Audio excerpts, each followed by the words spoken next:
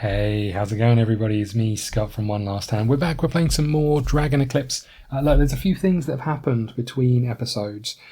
So I delved into just trying to figure out what happened on the last mission, because it felt a little bit off. Something felt a bit weird, and I've found something out. On this card, it says, go to script 100 of the current scenario.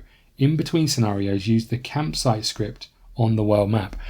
Now, normally what happens when you're on the world map, let me just grab it.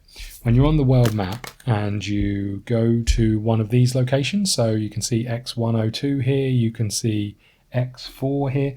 Normally when you go to these locations, you do something and it says, move on to the next scenario. Now, interesting with some of these, when you go to like X102, it doesn't say that. It says go to either another script or the next scenario. So some of them you go, and actually when you're there, you speak to Grim, our buddy, and he gives you some info and some more status things and some of those things. So I just kind of retconned a little bit, not much. I just went back and did some of those things like we should have done after the first scenario. So that's on me, and I think that would have made more sense going into what we went into. I didn't change the outcome of that. I didn't go back and do any of that stuff, but it's just kind of made sense to basically go to the campsite for the first one, then imagine like we went on the next scenario that we did last episode, and then go on the campsite for the next one. So that's what we've done. We gained a couple of status things from that. I mixed up my equipment, but we also picked something up during that. So we've got one food, one tool, and then something that helps us with tests and something that gives us power. That is it. We're ready to go to R0. So we'll play the opening section.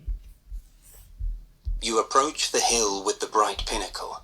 Now it is clear to you that the top of the hill is actually a volcanic crater. Here and there you spot Skitterpaws fleeting among rocks and groves of withered dwarf plants. You are facing a unique opportunity to solve the mystery of the area and hopefully make the portal shut down for good. And time permitting, return to your world. Well, that would be lovely. Okay. Hint, combat, you need combat is against a powerful shadow mistling. Other having a light and wind mistling might be helpful. Equipment would be food, and that's why it gave us food and tools over there. We had the choice. We already had food, so we took tools.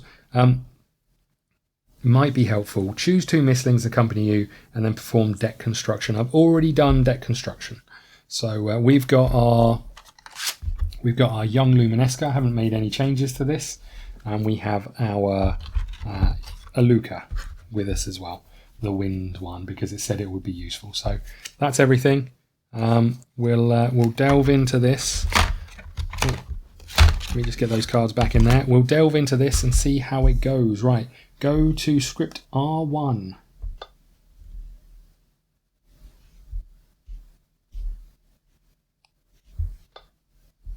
You climb toward the top of the hill, carefully choosing your way.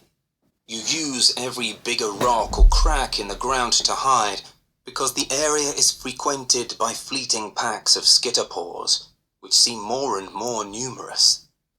Unexpectedly, as you leave another rock, a large horde of rabbit-like mistlings wedges between you and Grim and separates the two of you.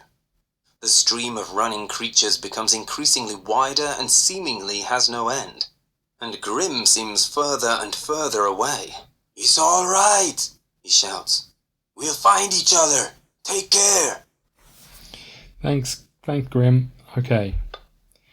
Separate with Grim. Force yourself and Grim to pull through the Skitterpore River.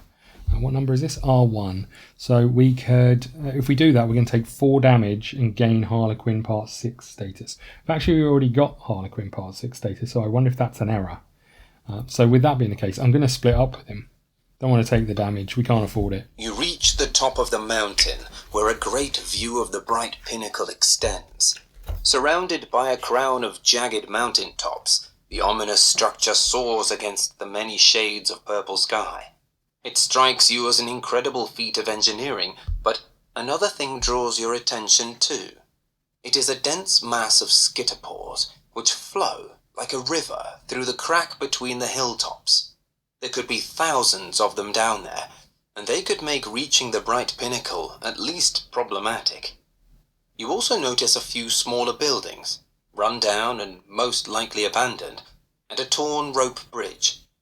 You need to act quickly, but quietly too. Okay, open map 6. We can do that. Let's tuck this out of the way. Open map 6. Let's get rid of these over here. Sort those out in a second. Here is the maps. Oh, hold on. Here are the maps. This is map 6. That might help. There's map 6. Okay. We'll get our bracelet back. Throw that out of the way. Put you there. Put you there. There's our nuts. Oh no, volcanic ambers. Okay, and then we get one of those. Begin the exploration, cross the lava lake and reach the tower. Okay, so let's have a quick look for numbers, secret numbers anywhere. Can't see any immediately popping out. Sometimes they're really obvious and sometimes they're really not obvious.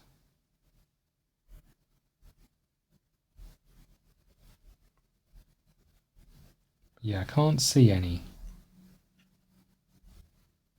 Okay, right, let's tuck this down. What does it say? Put this on 3 and take secret 113. There's that. We'll tuck that there. Okay, and can begin the exploration. Cross the lava lake. Okay.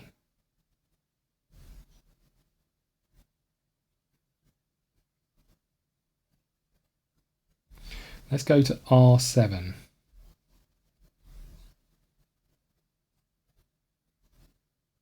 Oh, I think I was meant to discard Grim when we sent him in a different direction. That makes the most sense. Okay, let's go to R7.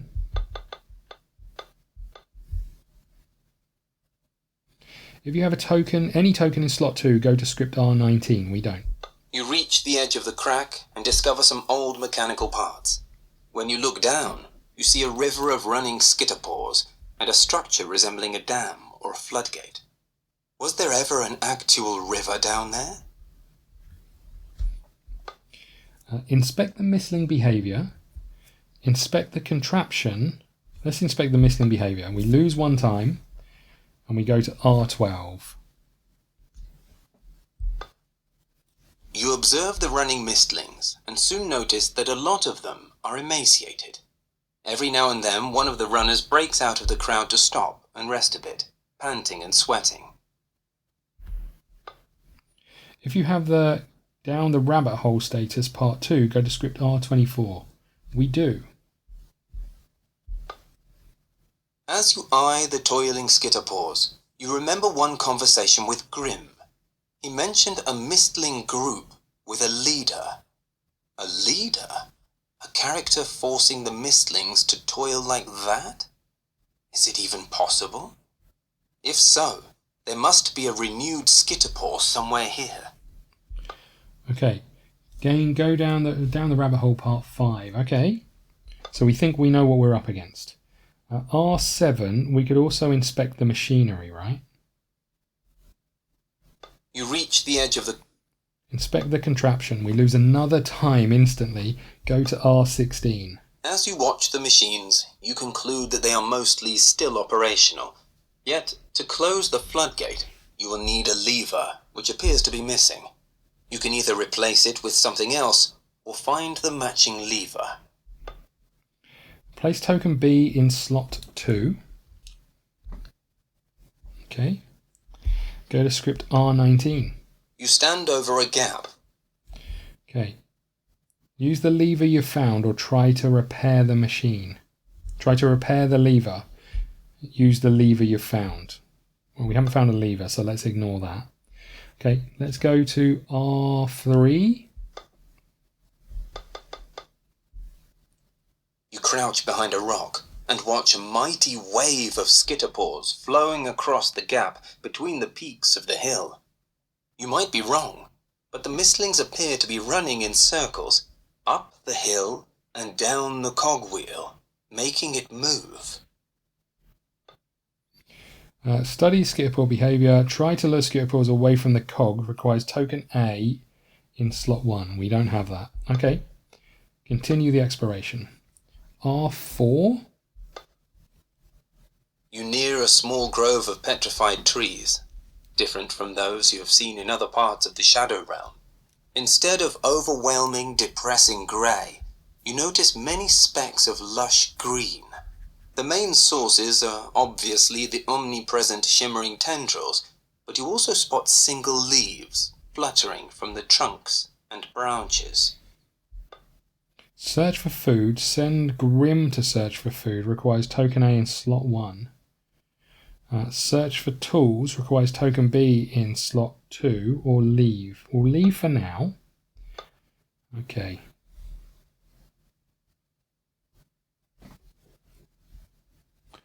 R5.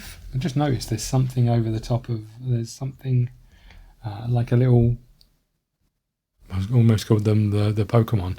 A little Mistling up there in that hovering around near the light. I guess we go to R5. You choose a building which looks less devastated than the others, and rather avoided by the Skitterpaws. Perhaps the reason is that the building is thickly overgrown with shimmering tendrils. Okay, enter the building or leave. Enter the building. When you step through the door, one of the tendrils shoots forward. Go to script R83. If you have the poison ivy status, go to R14. That was one of the ones we gained, so we'll do that. You sneak into the building entwined with the shimmering tendrils and discover an open hatch leading to some lower levels. You can see a glow on its walls and even more shimmering tendrils. No, the basement doesn't feel inviting. Well, if it doesn't feel inviting, that's where we're going. Head to the basement, R25. If you have a light in front of you, you've already done everything here that needs to be done. We don't. You approach the door in the basement. There is bright, white light coming through the cracks, similar to the Fray lamps you have seen before. The light seems intense enough to draw the attention of the shimmering tendrils, which have obviously overgrown it entirely. You can only hope that the door is not locked. Looking for the key in a house dominated by ferocious tendrils may be a nightmare. Try to force the door open or leave. So I'm guessing there's no key. Go to script R32. Perform a test. Fire mistlings may ignore up to 2 eyeballs. At the end of the test, for each eyeball you gain, lose 1 health. 6 or less, the door hasn't budged, but at least you haven't been hurt by the tendrils. Lose 1 time, continue exploration. 7 to 9, battered and pricked, you manage to reach the light, gain 3 damage, gain fatigue, place a light in front of you, continue exploration. 10, you force the door open and take the white light kept behind it. 11 or more, the tendrils are impossible to get through, cut up and pricked, you give up. So we need a 7 to 10, okay. Okay, what have we got? We've got a 1 and we've got 1 eyeball. Okay, great. We've got another 1. We've got another eyeball, for goodness sake. We've got 4. We're up to 6. Okay. And then the next one is another 1. So we're up to 7. I think we're going to have to stop there because we're taking damage for all of these. I could push. I'm going to take 1 more. It is a 3. Great. So that's 10, right? 4, 5, 6, 7, 8, 9, 10. But we take 1, 2, 3, 4 damage. But we don't get fatigue, so maybe not bad. 1, 2, 3, and 4. Okay, so 10. You force the door open and take the white light. Keep light kept behind it. Sorry, struggle to read. Was that in there? That was in there, I think. So we've got a light. Okay, continue to exploit. We didn't lose any time for that, I don't think. Let's just go back and check. No, we didn't lose any time. That's good news. So we've got a light. Great. Now what do we do? Do we search upstairs? Let's go to R6. You approach the abandoned building, frightening away a few Skitterpaws. One of them dashes toward the Bright Pinnacle. Why would it do that? Have the Mistlings developed a way to warn one another? There isn't much to find inside the building, but you discover two intriguing things. The floor is dotted with holes that look like burrows of the Mistlings, and the walls display a series of roughly done drawings. They've definitely put the label in there, right? The lever in there. Ask him to look for tools, or he's not with us. Investigate the place where the Skitterpaws fled. Requires a torch. We don't have one. Inspect the crew drawings. Only if you have down the rabbit hole part 4, we do. I don't have a torch. That's annoying. I've got this, but this isn't a torch apparently. Search the building. It's going to lose one time. Get the script R20. The building was abandoned ages ago, but inside it, you chance upon a few old Fray relics. At least one of them seems useful. Okay, we've got 2 equipment already. That's not ideal. Okay, we got this. Crystallized haste at the start of combat, gain 4 damage. We're going to get rid of this one. We're going to get rid of this one. I can't have more than 2. Okay, continue the exploration. We've got a thing on this, so we have to do R113. I get the feeling this is going to be bad. Let's sum up all we know about the Bright... That's not what I needed. A throng of Skitterpaws is charging to your direction. Go to R70. Whoops. Hold on. Whoopsie. R70.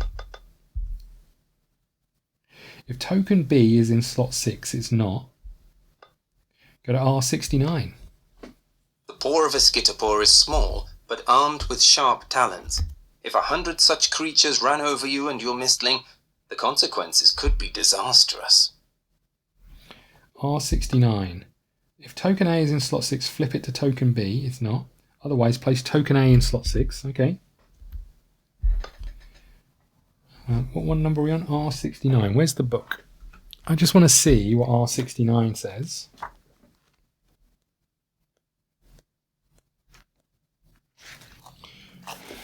R69.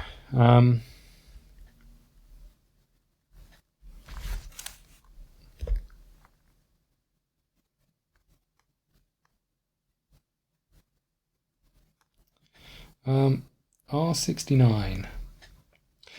The paw of a Skitterpaw is small but down. We've read that bit. Throw some food. Skitterpaws are lured away in the other direction, allowing you to avoid most of the damage. Brace for impact. You gain 3 damage. Set the time to 1. Okay. I guess we throw some food then. I don't really want to, but I guess we throw some food. So we get rid of... Oh, but this is worth 6 heals. You know what? We'll set the timer to 1. We'll put that back and we'll take 3 damage.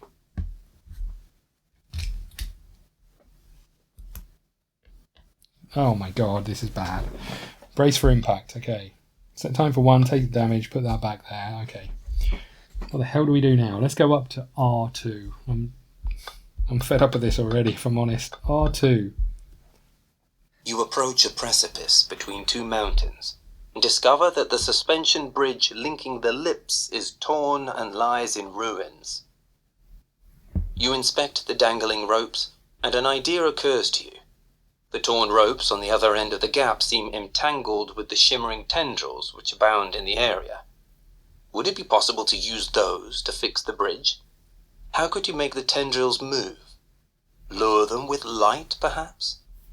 Yes, but the strongest source of light is the Bright Pinnacle. Is it possible to find an equally strong one in the neighborhood? Okay. Sorry, I was just looking at this for hidden numbers, and I think I found one. Let's just go through this. So, strong one, is it possible to find light? We've got one, right? Try to connect the bridge only if you have this in front of you.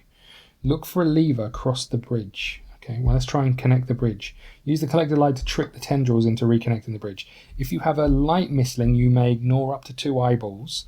If you have a wind Mistling, once per test you can subtract 2. Spend 1 essence to gain discard a card. We haven't got any.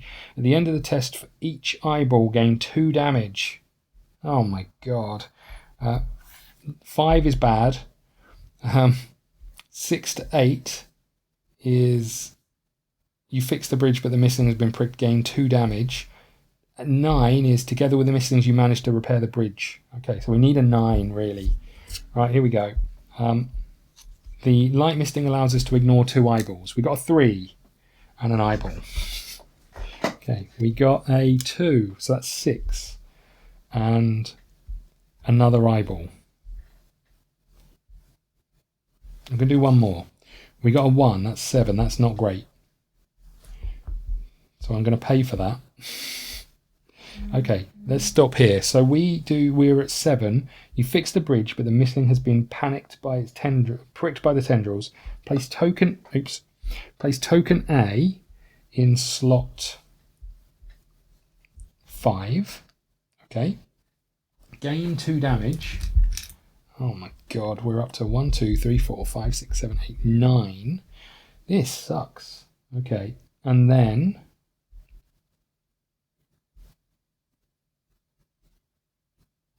gain a fatigue. Oh my goodness. I'll tuck this down here for now.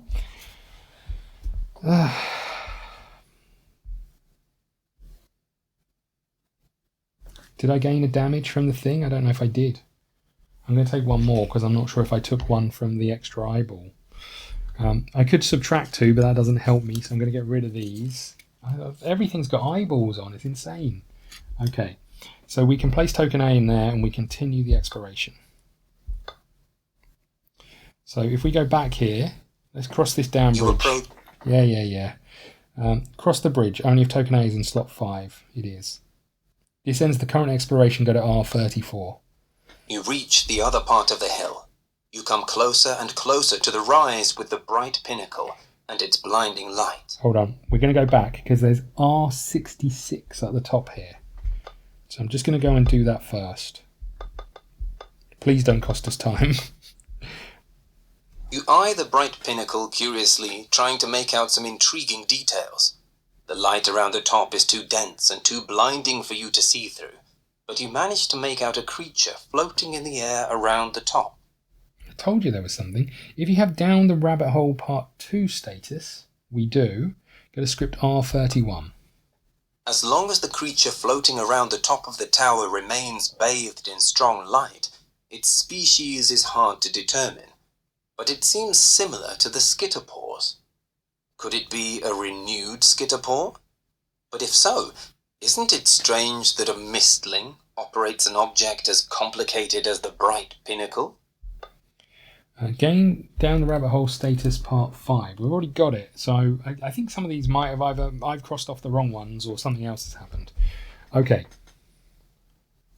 So where were we? We were at R2 and we were crossing the bridge. So let's just do that again. You approach a press. Yeah. Cross the bridge.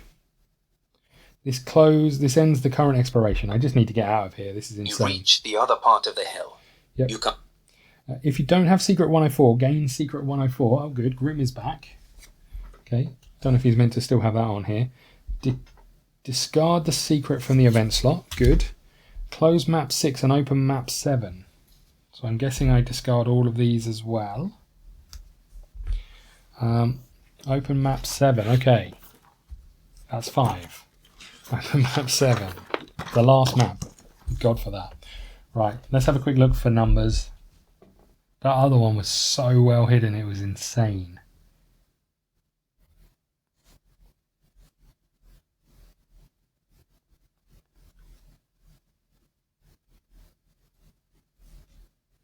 R73, I find one.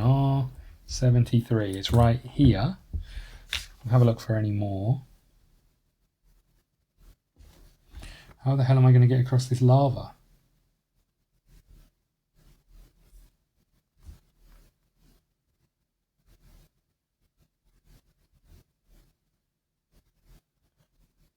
I think that's all of them. Well, I don't think that's all of them, but that's the only one I can find. Okay, let's tuck this back down here then. What are we doing? Open map 6. If you have Lighthouse Part 4, so we don't have to put a secret in here. If you have Lighthouse Part 4, go to script R35. Lighthouse Part 3, we do not. You hide behind a sizable boulder close to the pinnacle.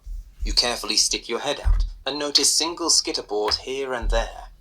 One of them hops, carrying a ball of white light, identical to the one torn out of the air in, and together with other Skitterpaws, it reaches the pinnacle. Then another mistling floats down from the top of the spire to meet them. It is similar to the Skitterpaws, but bipedal and larger. From your experience with mistlings, you would say that this is a renewed Skitterpaw. The arrival greets the lesser mistlings and takes the ball of light, which it then takes up and adds to the eye of the pinnacle. You literally see the light absorbed by the eye, and the ray of light reaching the faraway portal has expanded a bit. You were right then. The Bright Pinnacle is necessary to maintain the portal. The lesser Skitterpaws disperse, and the renewed Skitterpaw flies away. It looks like the right moment to take a look around and put the light out. Okay, set the timer to 4. Seems you have some time to look around. Gain secret 115 and put it face down. There we go. Place secret 116 on the map. So the Skitterpaws are on the thing, okay. So this is Skitterpaws running over the thing. Where did I see that number? Right here. Okay. Grim is back. That's good news, I think. Let's go. You know what? Let's go to, before we do this, let's go to Grim and go to, what scenario? R100. If map 6 is open, go to script R101. It's not. If map 7 is open, it is. And here is the Bright Pinnacle. Grim spreads his arms as if he owned the place. It is almost the end of our journey. What is it? Do you have a question to ask? Yeah, how do I heal? How to disable it? Review all the information we have on the lighthouse. Ask what he thinks the key may be. Ask where he thinks the key may be. Only if token B is open. Sorry, only if token B is on slot 1. Ask about the inhabitant of the clay hut. What clay hut? Oh, this clay hut. Review all the information we have. R13. Let's sum up all we know about the Bright Pinnacle. Hint, you may go to scripts depending on the lighthouse status. They contain hints on how to shut down the Bright Pinnacle. I have 2. Analyse the history of the lighthouse, part 1. We've got that. Go to script R114. The amount and the strength of light tells you how well the Bright Pinnacle works. The more power it receives, the more intense the light is. Grim also mentioned that the light attracts mistlings, and if you are careless, it can make you blind. If such is the case, you need to shut down the pinnacle. Okay, go to R113. Let's sum up all... So we know that. And then we've got number 3.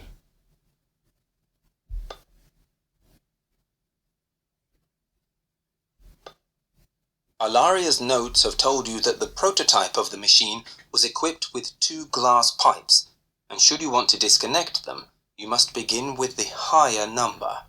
Doing it the other way round may perilously disturb the flow of power.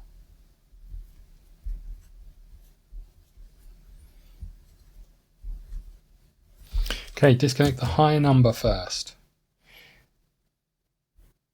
In descending order. Pipes descend. Okay. Let's sum up all we That's know. all I've got.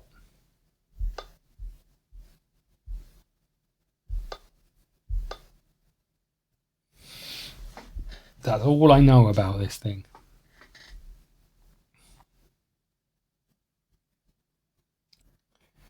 Any other numbers that I can see? Don't think so. Okay, let's have a look at R42.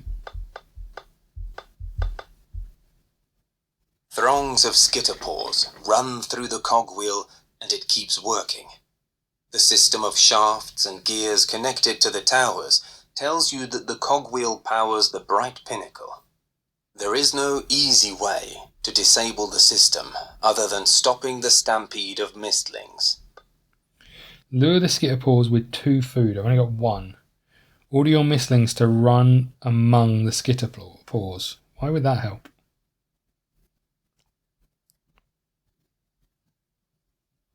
Just going to check the book in case it gives us any more info than this. So what number are we on? R42. R42. Lure them with food. We don't have any. There's a lot of weird, wild and ferocious but tired mistlings there. Get a script R57. I don't know how that helps me. Sure it does. I've only got 1 food, so that doesn't really help me. Okay, let's go to R41. Maybe we can find some food. You carefully enter the clay cottage, which is basic, even primitive, but feels cozy. Inside you see a lair which strangely resembles a bed, and a few crude shelves with small stones and worthless gadgets. There are primitive carvings on the walls. "These are not ours," Grim scoffs. "You can say a lot about us, but we can draw." Who lives here? A ruling mistling? If so, why does the place look so civilized? Study the drawings and belongings only if you don't have Down the Rabbit Hole Part 6. We don't. Trying to deduce the mistling's abilities. Search for a key requires token B in slot 1. We don't have that. Let's come back to this. Let's go to R36. Hold on. Leave. R36. Which is this one here.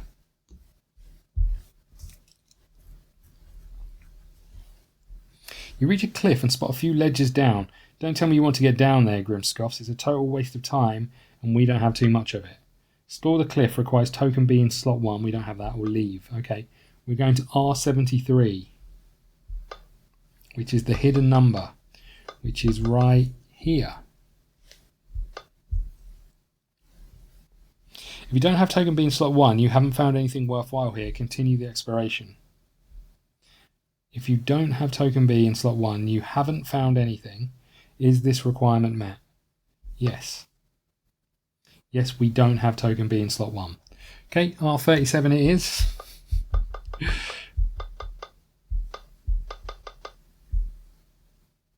You reach the holes in the slope, and an idea occurs to you. You have already seen that Skitterpaws can carry stuff, so perhaps these nests hide something interesting. One hole is occupied. It is larger than the others, and taken by an old, fat Skitterpaw resting on a worn red cushion, most likely the favourite of the ruler. The creature ignores you. "How about we kidnap the fatty?" Grim suggests. You look at him in disbelief, and the Fay adds, "I'm serious. We could use him as leverage." Rummage through the nests. Kidnap the senior Skitterpaw only if slot 2 is empty. Let's do it. It is more agile than you gave it credit for. Place token B in slot 2 and lose a time. Okay, we're going back in. You reach the hole. Rummage through the nests. Lose 1 time and gain 1 item. Okay, what items have we got? We have drink in a bottle of light. In combat, deal weak in range 2. Okay. Okay. We lose a time. Did I do that? We were on 4 with a 3 and then 2. I think so. R39. What have we got here? You enter the Bright Pinnacle and look around.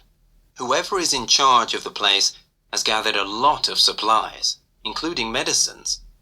You suppose taking what you need wouldn't be a crime now. You also notice that the outer walls of the pinnacle are covered with tendrils, but they are withered. Rest and heal a bit. Inspect the vines. Look for a key. Only if token B is in slot 1. It's not. Rest and heal for a bit. Lose a time. Heal 3 and remove 1 fatigue. 1, 2, 3. Remove 1 fatigue. Okay, I don't know what I'm finding out here. R40.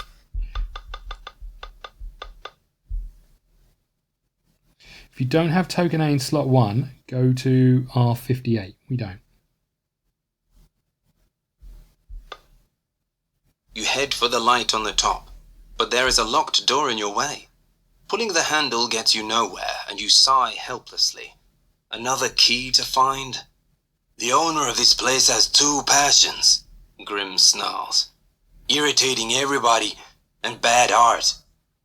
He points at the drawing of a rabbit-like mistling standing on its hind legs and tossing an object in the air. It is a geometrical object, a square linked with a pentagon. Place token B in slot 1. I wish I'd have been writing down all the places where I needed to go. You need to need some kind of key. Again, continue the exploration. Okay, we're going back to R41 then. We're about to take more damage. Enter the... We're going to search for a key. Requires token B in slot 1 in the clay hut. Lose a time and search. Where is the key? Well, definitely not here. The drawing suggested it had been dropped. But where? I think we know. Hint, the key might be somewhere near the cliffs. Yeah. Continue the exploration. Right, we need to turn this over. Oops. Okay. We have Return of the Renewed Skitterpore. Anxiously, you look over your shoulder. Go to script R71. If the timer on the track, if the blue timer is on track, you are running out of time. Set it to red. And place it on 2. Place secret 116 underneath the thing. What the heck is 116? I don't have a 116. This is 115. I'm a 116 short. Hold on, let me just check all these again. 100, 101, 102, 103, 105. 106, 107, 108, 109, 110, 113, 117. I am short a secret. Where could it be? Let's just check through the equipment cards in case it got mixed up. Okay, it's not there. Good. Let's check through the cards here in case it got mixed up. Will that be easier to look on the back? It's not there. Okay. Let's check through these. I don't even know what these are. Okay. Not sure what these are. Locked artifacts. They must be something to do with the thing. Let's check through here. Not here either. Well, I guess I'm going to have to put a pause in and go and look for this secret card. Bear with me, everybody. Okay, something weird is going on. Secret 116 is this. So if I place this in the event slot, nothing's going to happen. I think this must be a typo. Let's just see if the errata says anything. Okay, what have we got? What number are we on? R71. No. R74, R21, R39, R10, and R4. None of those. There's something amiss here, right? Let's go back. So we were at R41. Told us to go to R71. No, let's go back again. Where do we go? The key might be somewhere near the exploration. So we went to R61, continue exploration. Oh, I went to R71. I meant to go to R73. Am I just being a numpty? No, we turned over this, right? So 115 said to go to script R71. If the timer is on the time track, if the blue timer is on the time track, you are running out of time, set it to red, place it in 2, place secret 116, which is this one, the one you just revealed, face down in the event slot, continue the exploration. That makes no sense. Do you reckon it means 115? Let's do that. I reckon it's 115. I think it's just a typo. Let's just check the book. R71. Yeah, I feel like they didn't quite take as much time on this as they maybe could and should have done. I guess that's what you get when you get Kickstarter add-ons and stuff. You know, they're good for the selling of it.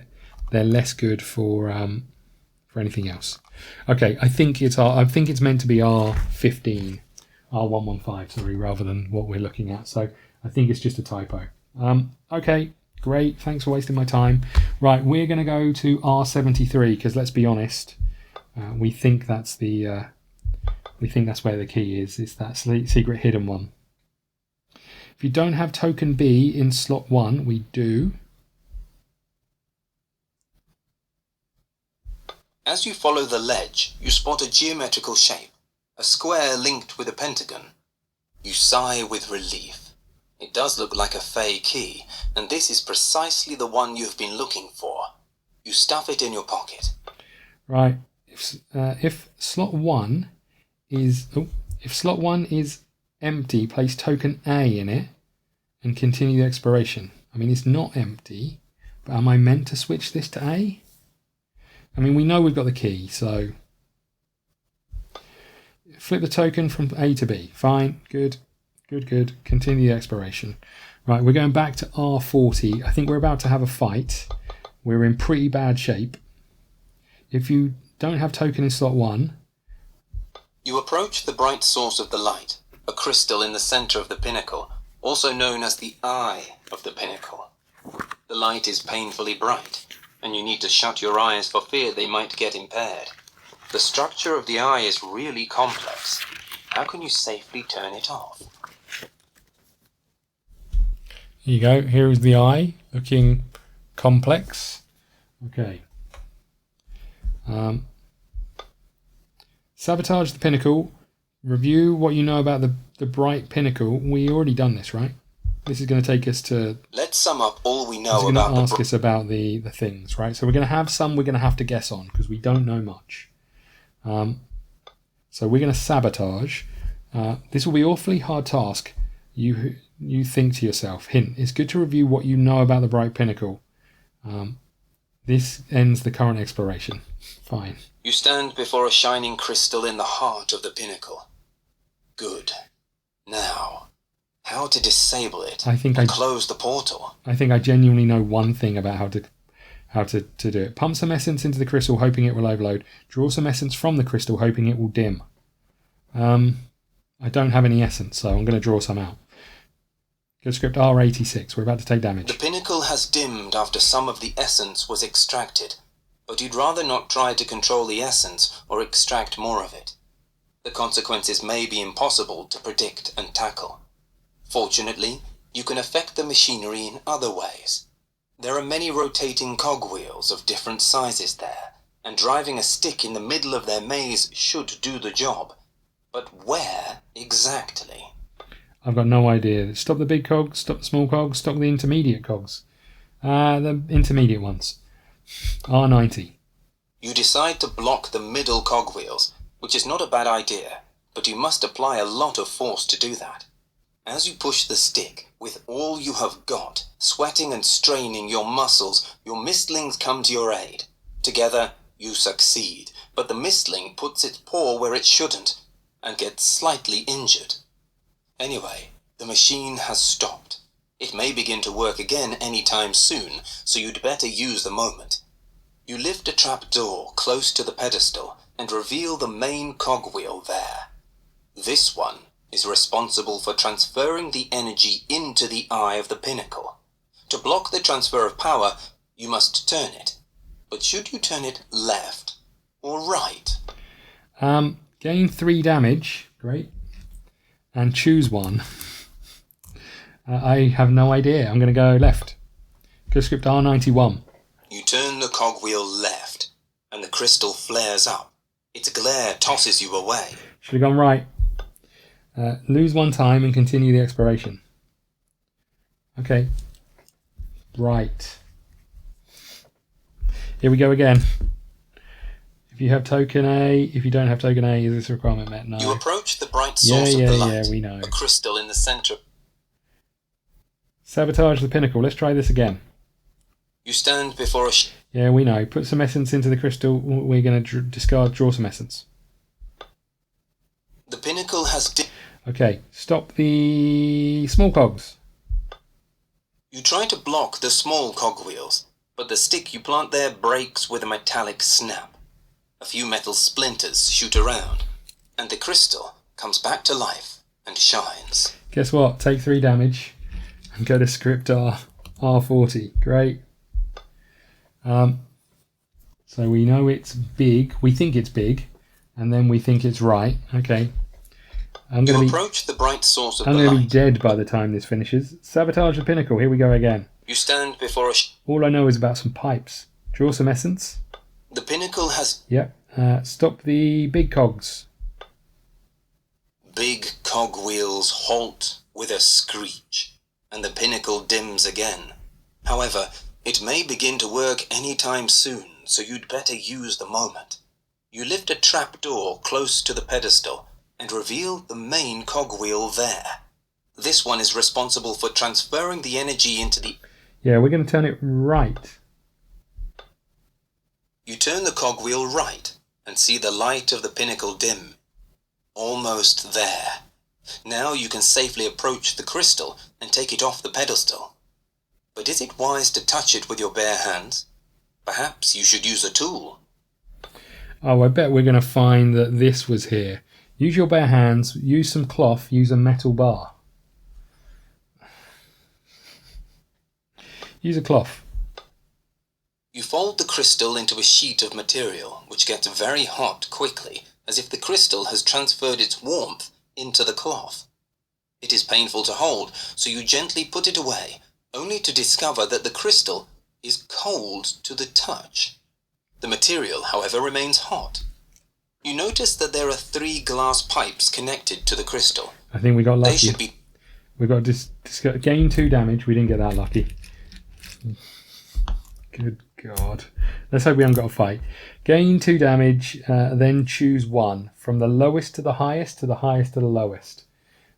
Descending order, we said, right? Highest to lowest. That's what descending means. You disconnect one pipe after another, and you see the light of the crystal dim. You can now remove it from the pedestal and take it away. R46. You have managed to disable the Pinnacle, and as a result, the ray of light reaching the portal vanishes. Now the only concern remains reaching the portal before it disintegrates. Gain the closure part 1 status. Okay. You take the Eye of the Pinnacle with you. Go to script R47. You leave the tower, but then real problems begin. The renewed Skitterpore is standing in your way, visibly angry with you for foiling its plan. Okay, Arena card 47, map 4. Enemy, renewed Skitterpore, card 267, 2677 and 278.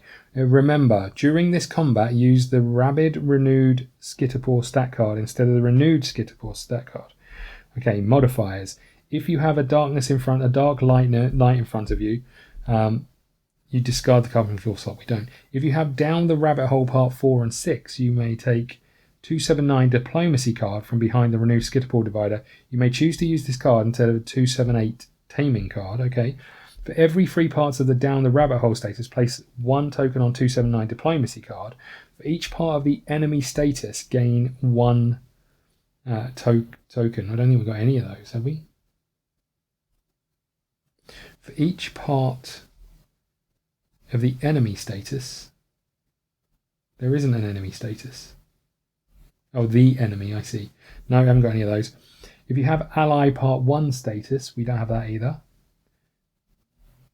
If you have ally part 2 status, no, it only gains 3 damage. If you have ally part 3 status, gain 3 damage from the Skitterpaws. We don't have any of those.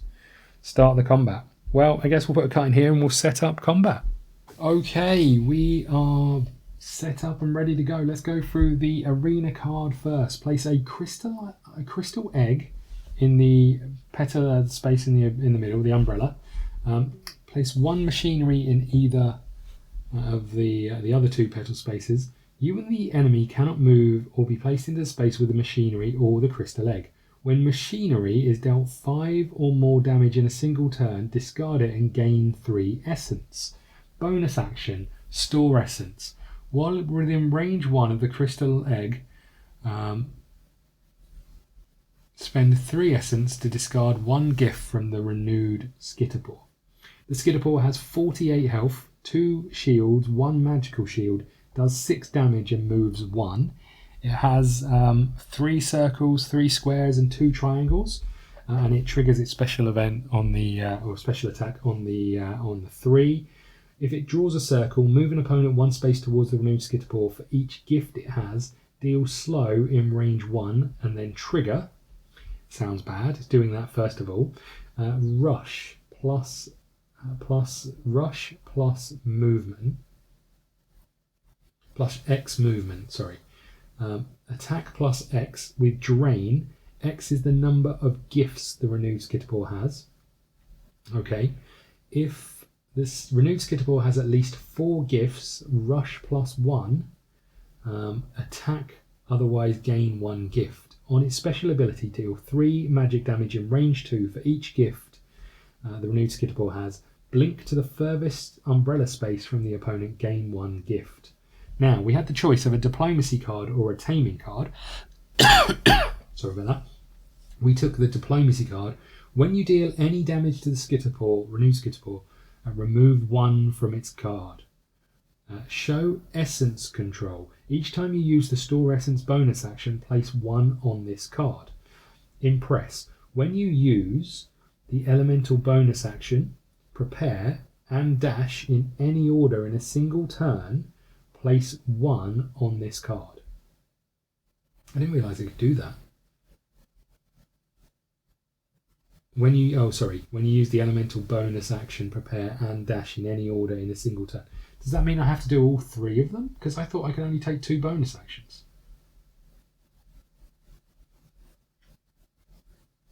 When you use elemental bonus action, prepare and dash in any order in the same turn.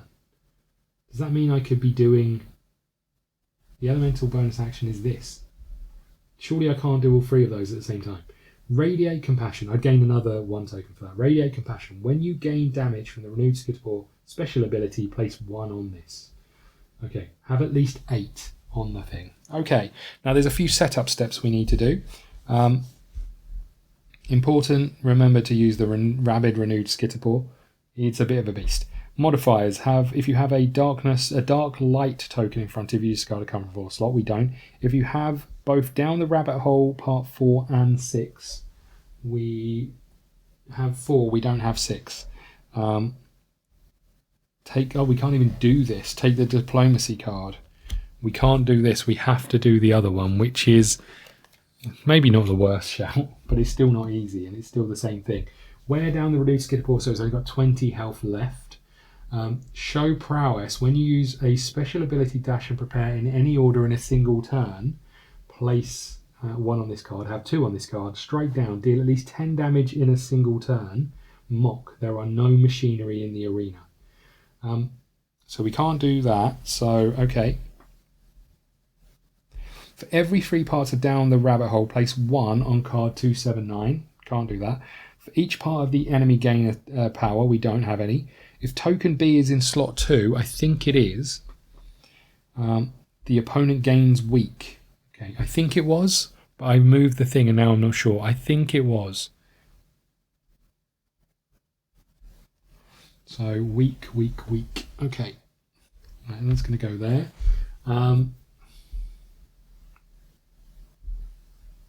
If you have the ally status part 1, you may discard any number of cards from your track, then draw that many.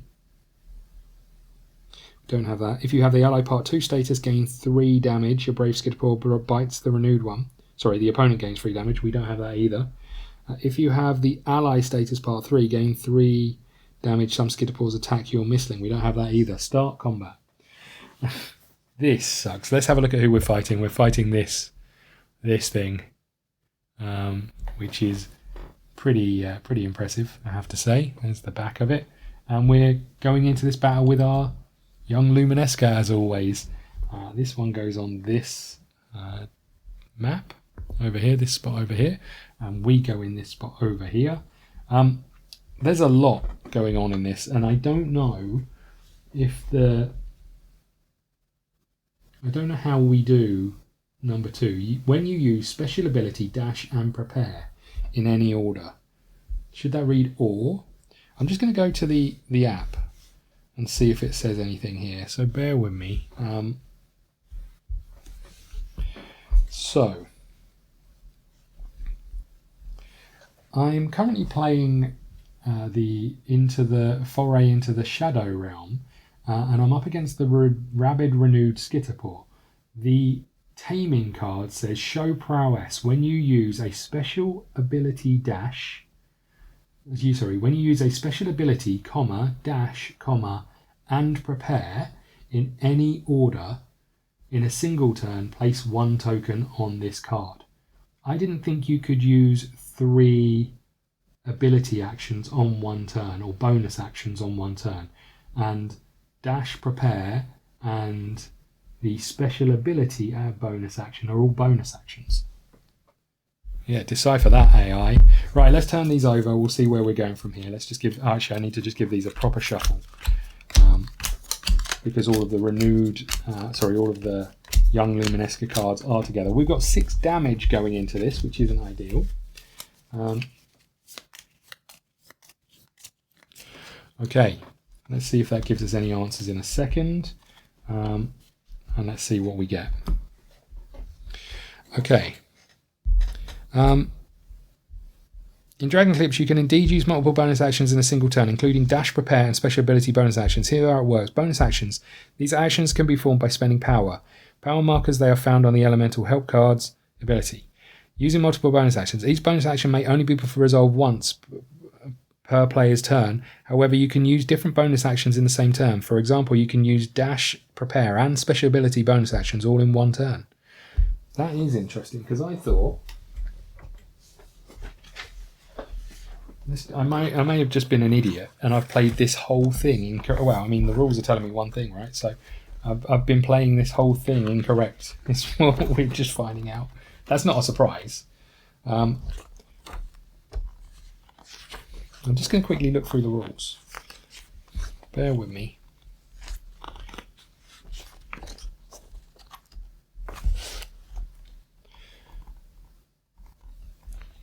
Players' mistlings. Mistling name, enemy mistlings, combat setup, set up the arena, prepare your mistling, mulligan, oops, that was the page I needed and I lost it. Combat rules, action effect cards, basic keywords, player's turn. During a player's turn, resolve the following steps in any order. 1. Use bonus actions, optional. 2. Resolving an action card. Using bonus action. Bonus actions are players' actions that may be performed by spending the cost of their power. Bonus actions are found on the elemental help card. Each bonus action can only be resolved once.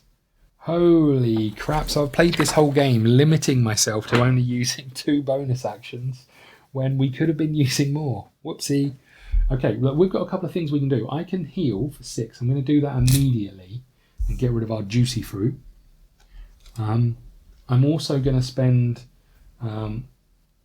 the bracelet to gain 3 of these straight off the bat. I don't know how I'm going to use them, but we'll do that.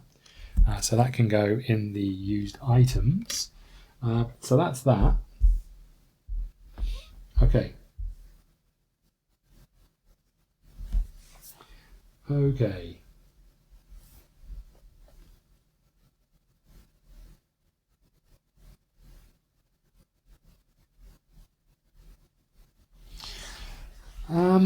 So what we got going on, it's going to circle, which is move an opponent 1 space forward, renewed Skitterpore for each gift, so it's not going to move us forward, deal slow in range 1.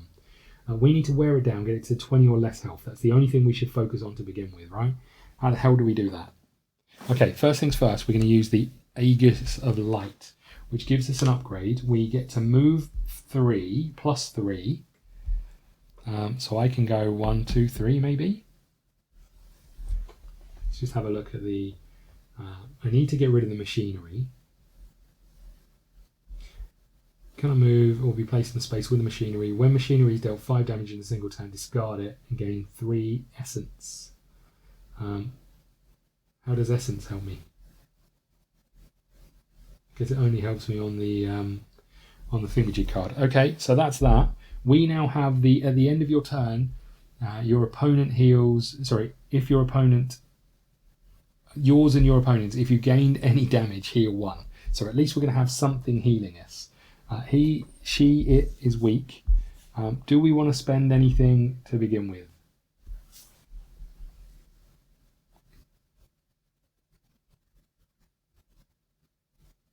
I don't think so. We're just going to stop there, right? We'll put this here. Inner light.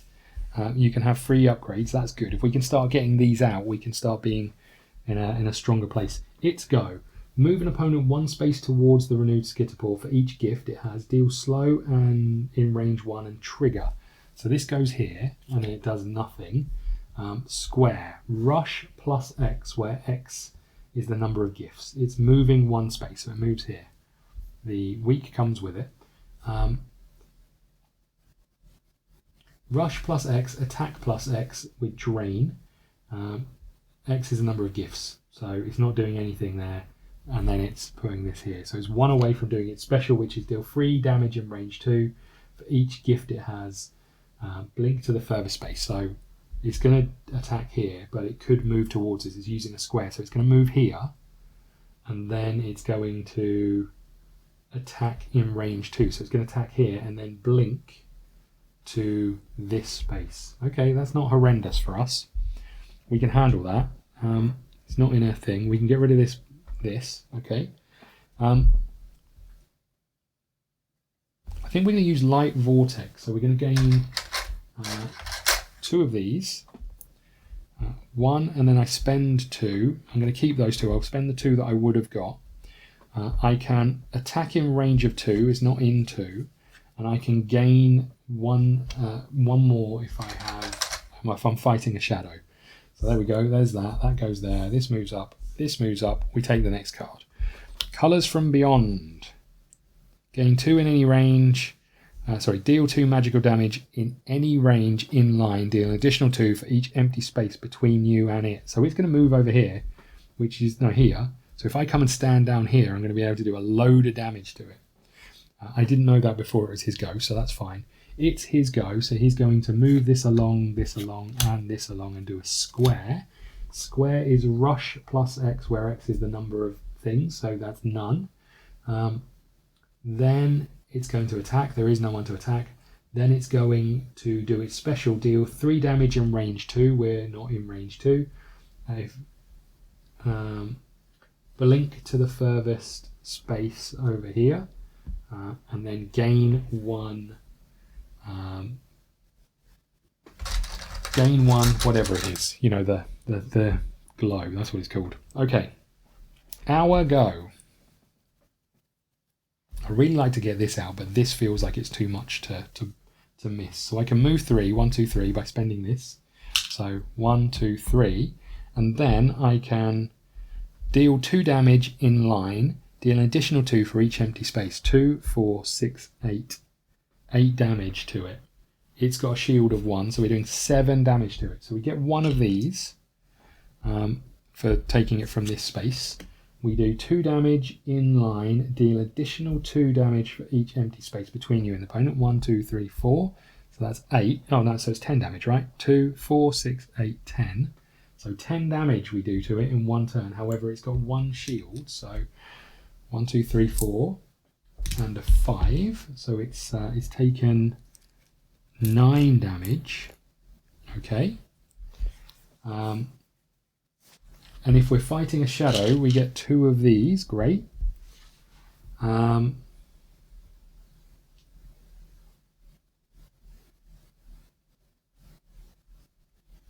Okay. Do I want to do anything else? I could use 4 of these to do a fading light, which would deal 3 damage to it minus the 1 shield. That doesn't feel necessarily what we need to do right now. I haven't taken any damage, so I don't get to heal. I think I'm stopping here. What's he doing? He's doing a move an opponent 1 space towards you for each gift. So we're going to move 1, and then he's going to trigger. Okay, so let's have a little look. It's going to, on its go, do a circle, which is move an opponent 1 space towards you for each gift. It's got 1. If it deals slow in range 1, and then trigger. So it's then going to do a triangle. And a triangle is, if the renewed Skitterpore has at least 4 gifts, let's just move these out of the way. If it has at least 4 gifts, it doesn't. Sorry, let's try that again. Triangle is, if the new Skitterpore has at least 4 gifts, rush +1, attack, otherwise gain a gift. Oh, that sucks. But I can remove the gifts, right? Store essence. While within range 1 of the crystal egg, spend 3 essence to discard 1 gift. So I have to destroy machinery to then be able to get rid of its gifts. Okay, I hear you. Not sure that's great for us, but I hear you. Do I treat you and the enemy... Sorry, let's just see. When machinery is dealt 5 or more damage in a single turn, do you think I can attack it in one of these spaces? Because my card down here allows me to attack enemies if your opponent is in one of these spaces. Normally these cards say treat the machine as an enemy. This one doesn't, so I'm guessing not.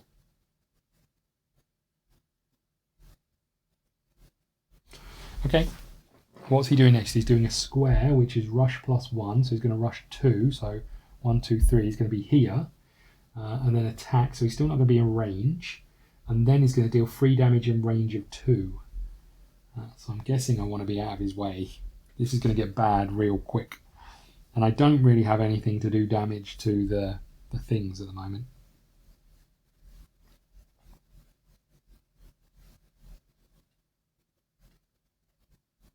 He's in one of those spaces, so I do get to do that.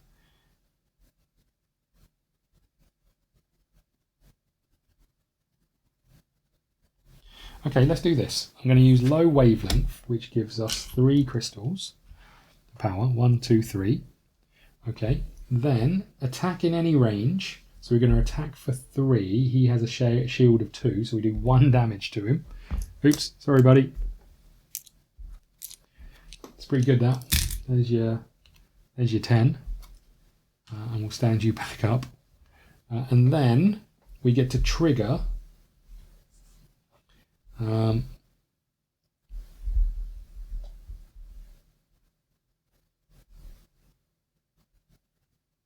I'm going to trigger inner light, which allows us to get extra things. Okay. Now, I think I want to move, right? So he's going to do a square, which is rush plus his thing. So 1, 2, 3, and then attack in range of 2. So we'll attack here and not hiss, but then deal 3 damage in range 2 for each gift. 3 damage in range 2, so we'll be doing 6 damage to us. Blink back to this space and then do 2, and then gain another gift. So I want to be out of his way, so I'm going to spend 1 of these to move here. It's going to move 1, 2, 3, and then do it. So I think that's fine. Okay, let's move these up, and let's put this here and this here. I could really do with that heal. I could start using my elemental bonus damage. We'll start thinking about that next. Okay. So it's his go. This moves up, this moves up. He's doing a square. We're about to start taking some fatigue. Square is rush. 1, 2, 3. Attack with drain does nothing. And then it's doing special deal 3 damage in range of 2. We're not in range of 2.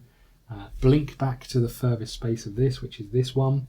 And then gain another one of these. That's the maximum we can have, 4. That's still pretty rough. Okay, it's got 2 cards left.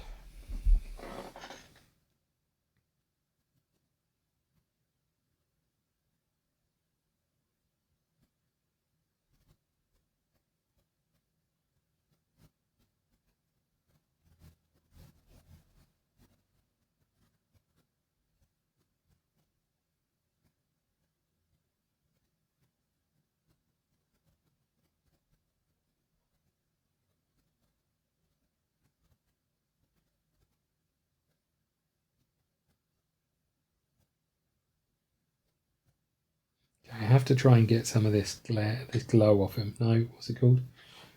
Gift. How many have we got? 2, 4, 6, 7.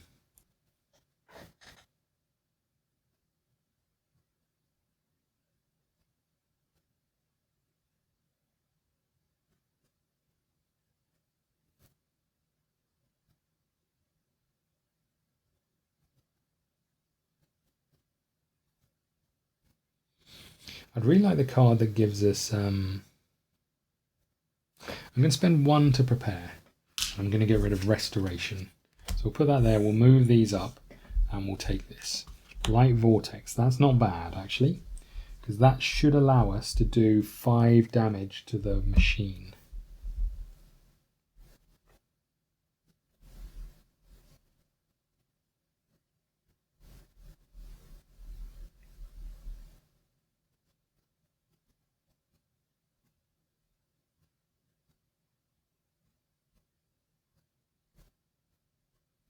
Okay, so what if we did this? Move and attack. So 1, 2, 3.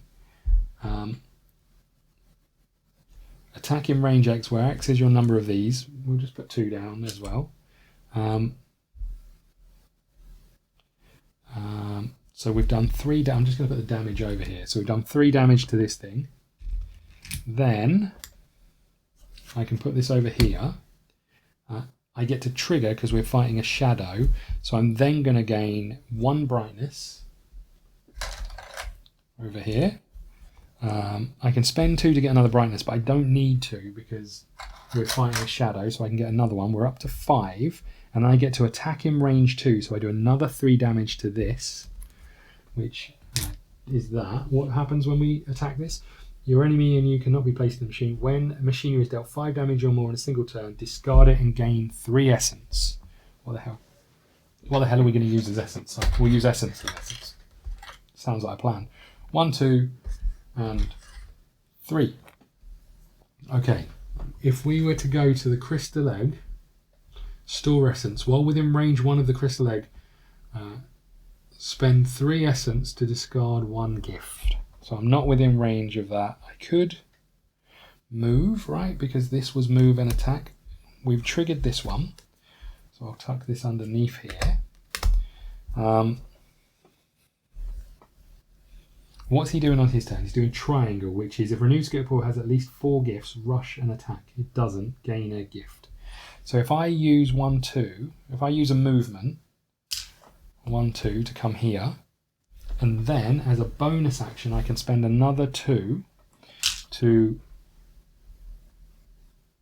spend 3 essence to discard a gift. So let's get rid of this, and we'll get rid of 1 of these. It's about to get it back, but that's fine.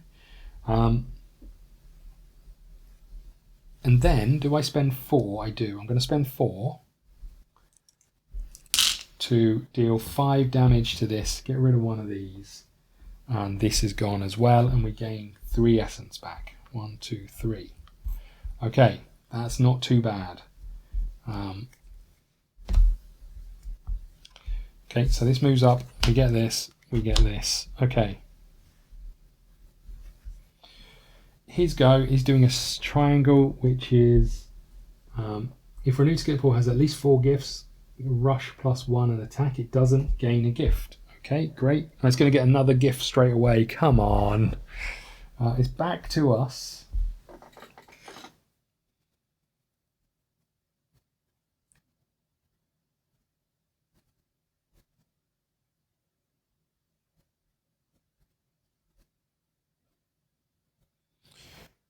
I'm going to get rid of this card. As good as it is, there's a different upgrade that I want.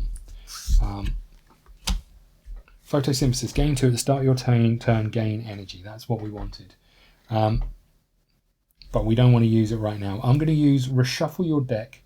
Do not discard your upgrades. So I'm going to get 3. 1, 2, 3. We're going to put this over here because it's a trigger card. And we are going to trigger this upgrade. So we, at the start of our turn, we gain 1 power. That's good. Then I'm going to spend 2 of these to do our bonus action to get rid of these free essence, and therefore remove 1 of these. Right? It's going to get it back, but that's fine. just keeps, I mean, now we're in trouble. Right, this moves up, this goes here. He's doing a triangle. We take a fatigue, and it goes, oh, we need to move these up first. And this go, oh, hold on, I needed to reshuffle my deck, right, without this one in. So let's do that.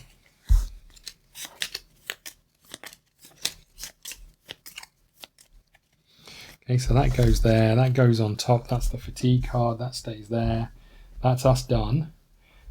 It's his go. So if the Skitterpore has at least 4 gifts, rush and attack, it doesn't, so gain a gift. So now we can't get rid of them. It's going to be pretty rough for us. We need to shuffle these back in. Okay, he's doing a circle, which is move an opponent 1 space towards the Skitterpore for each gift. So we're going to move 3 and deal slow in range 1 and then trigger. Oh, cack. Okay.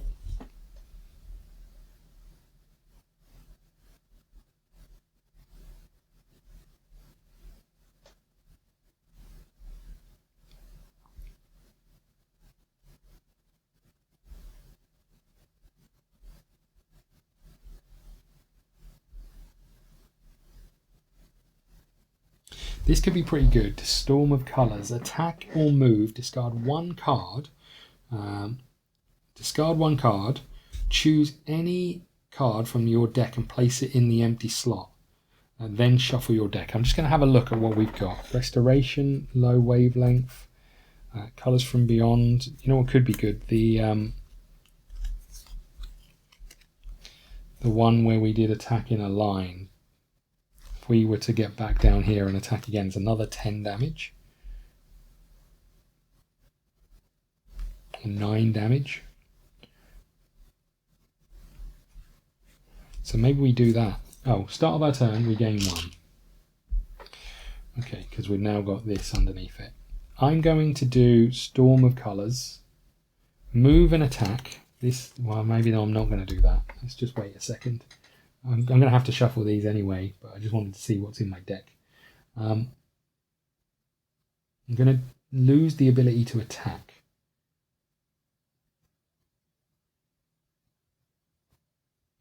But I think that's fine. I'm going to do this. Move and attack. So I'll put this here. I move. 1, 2, 3. Then I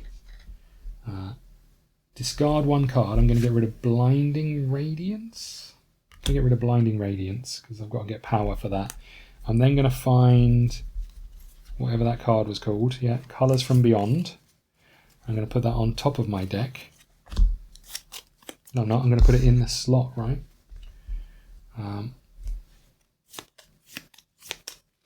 then I'm going to put this here. And this card was a trigger if we're fighting a darkness. So we're now going to trigger this. So we don't get the power for it, but deal 2 damage in line. So 2, 4, 6, 8, 10. It's got 1 shield, so we do another 9 damage to it. It's 19 hit points gone.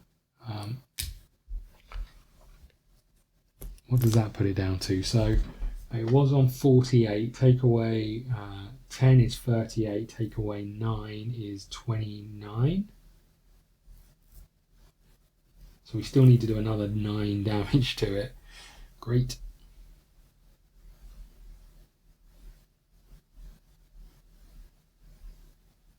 I mean, I think we just try and kill it. We're going to use this 1 power to do our elemental bonus action. Deal 1 damage, pierce 2, and gain 1 thing. And then we're going to heal immediately from it.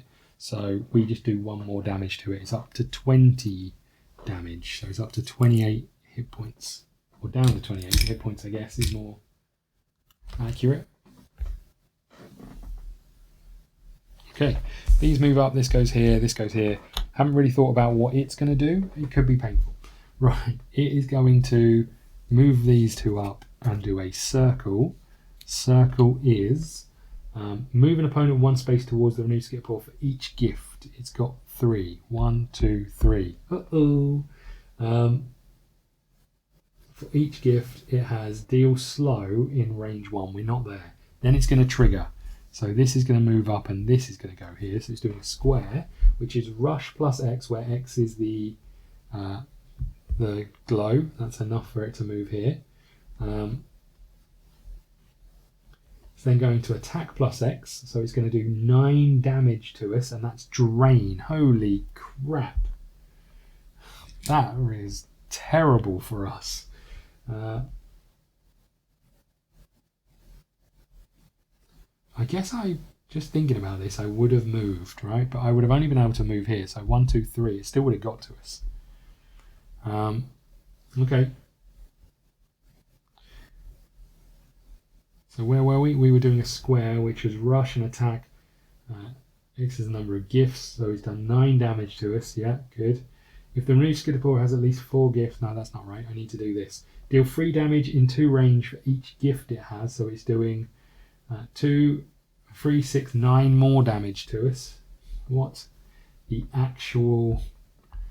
So I think we're on 10. Plus another 9. I'm not sure if that's right, but I mean, I think it's irrelevant at this stage. We did well to avoid it for as long as we could, but right, that goes there, and guess what? It gains another one of these. So I'm on 19 damage of 24. Oh, hold on, this should have moved up, these should have moved up, and this should go here. I'm on 19 damage of 24. And I'm absolutely screwed. What we are going to do is doing a circle, which is moving opponent towards an trigger. I'm going to use my deal weak in range 2. We'll use that. I think it's a bit irrelevant, but that can go there.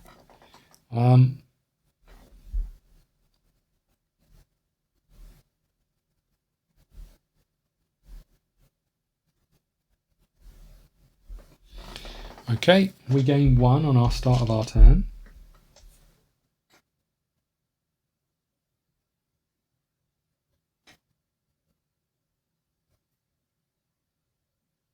Oh, hold on. We heal 1 because we took some damage. Nice. That really sucked, by the way.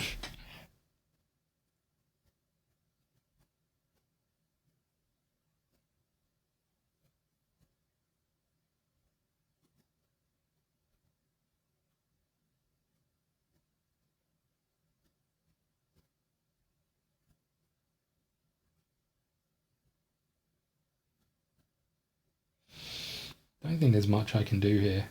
I'm going to prepare. I'm going to get rid of brilliance. I'm going to move these up and put this here. Wavelength. If the opponent is in a petal space, it's not.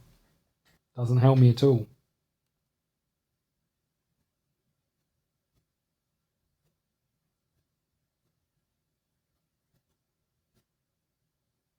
Okay, well I guess I'm going to take you. We'll put you here.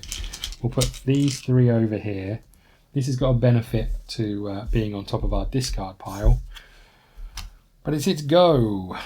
I'm going to spend 1 to do 1. I don't know why this matters. I'm going to spend 1 to do 1 damage to it. Good. Okay, its go is going to do a circle. A circle is move the opponent 1 space towards it. It doesn't need to. For each gift, deal slow. Okay, good. Good. We're not getting away from this. Deal slow. Then it's going to trigger. So this goes here and this goes here. This is a square. Square is rush plus X and attack plus X with drain, where X is the number of gifts. It's only going to attack for 1, so it's going to heal 1. Oh, hold on, I've got a shield, so it doesn't do any damage to me. So we get away from that. Oh, I had a shield earlier, so I probably should have avoided some of that damage. Not that it really matters. Okay. We're now slowed, so I can't run away from it. I think this is the end of us. Its next action is going to be another square, which is going to hit us for... it's going to hit us for... Oh, you can get rid of the weak. It is going to hit us for 10 damage. And I can... Oh, hold on. Restoration. We get 1 for the start of our turn. Restoration. When you or your ally cleanse and heal 2. 1, 2. Nice. Deal silence and weak to the thingy majig. Okay. I'm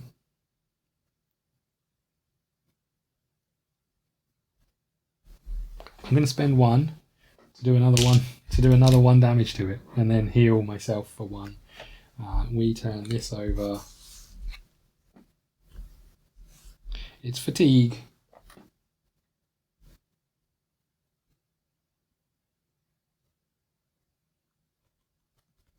I've got nothing else that helps here. This is insane. Okay, it's go. This moves here, and then it does a square. And square is rush and then attack with drain. It's going to hit me for 1, and we have a shield of 1, so it doesn't do any damage to us because it's weak. That goes away. Also, because it's silenced, it doesn't do its special, but it will do it next time. We're just delaying the inevitable, really. Okay. We lose slow, so we can at least try and run away, but we're never going to be able to get away from it.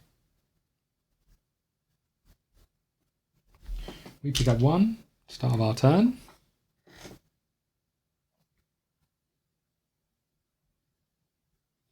So on its turn, it's doing a triangle, which is, if it has at least 4 gifts, rush +1 and attack. So it's going to move 2, but then it's going to do its special, which is going to be deal 3 damage and range 2 for each gift.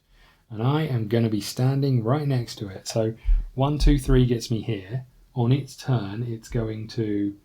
if the new Skitterpore has at least 4 gifts, rush +1, so it's going to move here. And then I'm going to be in range 2, which is there. I have no move, so I'm going to spend 1 to discard this and hope a move comes out. I don't have to take the benefits of or the detriment of that. Light Vortex is not a move. That is not going to cut it. I think I'm done. I think I am done.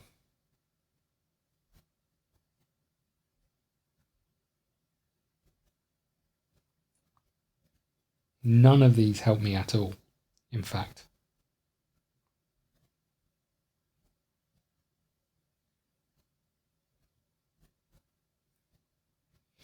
This is it, it's all over.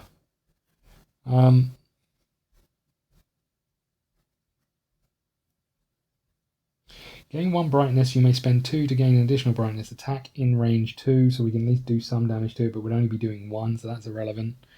I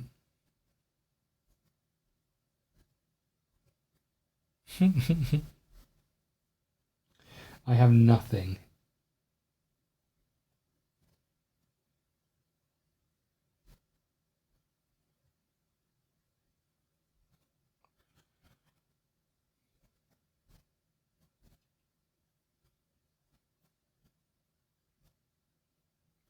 Yeah, there's nothing I can do. There's no clutch card that we've got. Combat. For every neutral card in your discard, gain 1 power. I don't think we've got any. Yeah, we have no neutral cards. If you have a Shadow Mistling, we don't. This is it. This is us done. What can I do? I can... I'm going to do this. 2 of these. For doing Light Vortex, we gain 1 back of these. So that goes on there. I can attack in range of 2, so I'm attacking for 3 damage. It's got shield of 2, so we're doing 1 damage to it. Woo! Then I'm going to run away. 1, 2, 3. I can't run any further than that. And I can't do anything to him to stop him from moving. I am then going to spend 4 of these to do Fading Light, which spends 1 of these to do 5 damage, minus his 1 shield, so we do 4 damage to it.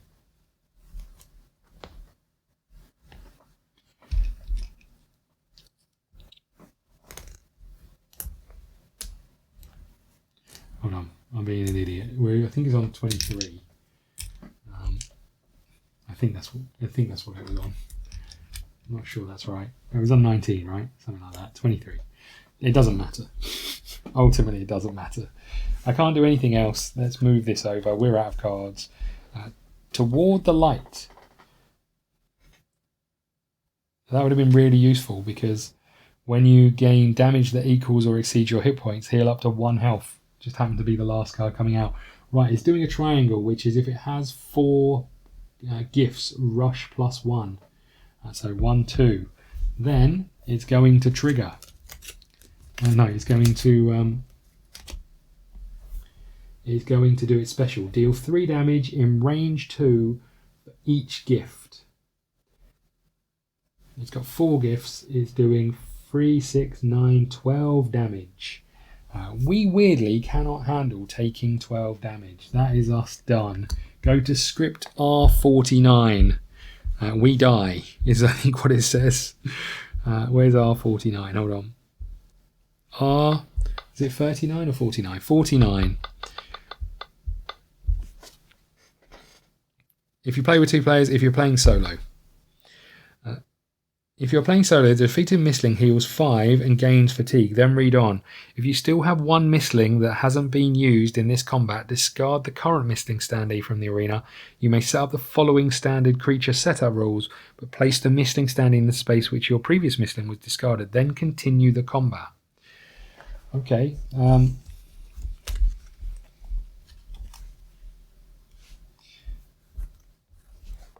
I mean, this seems a bit irrelevant because the other one's got a shed load of damage on it. So let's get rid of these. So it did matter what we were doing at the end there, but this has already got, hold on, 1, 2, 3, 4, 5, 6, 7, 8, 9 damage of its 40 damage. I think we're out of luck here. Okay, let's shuffle these.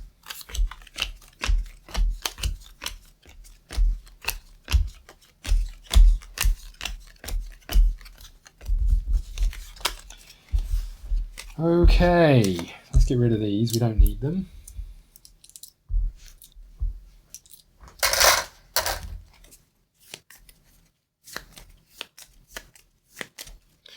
Okay, let's turn these over. 1, 2, 3, 4, 5.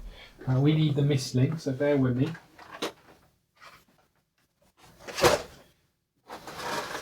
Let's get the old muscular bird Mistling out. So it's over here. Here he is.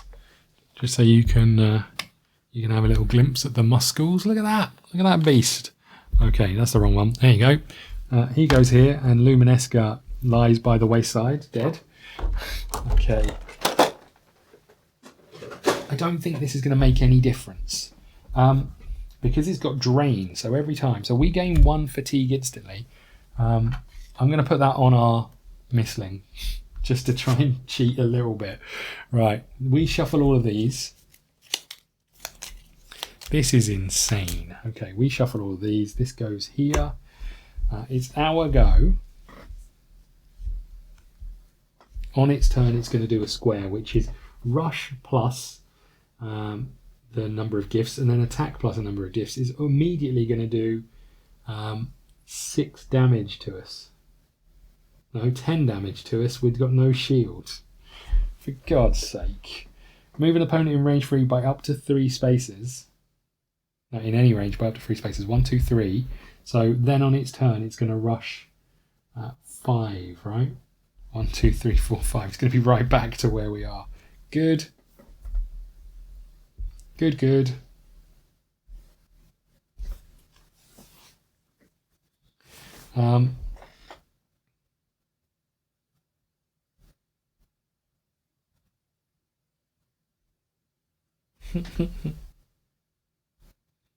You know what? We're going to take a mulligan. What we got? Fatigue, great. Great.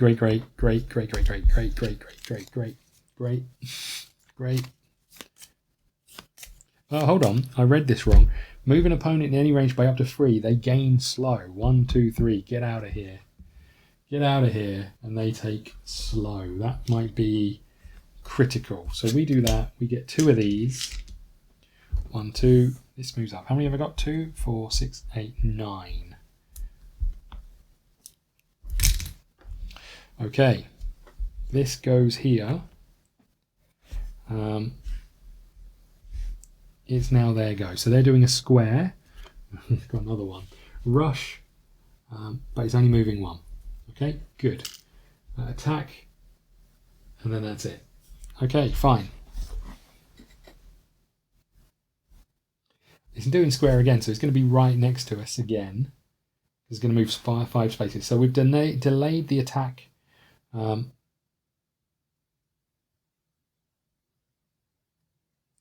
For literally 2 seconds. Now I can do 9 damage to it. Well, 7 damage to it.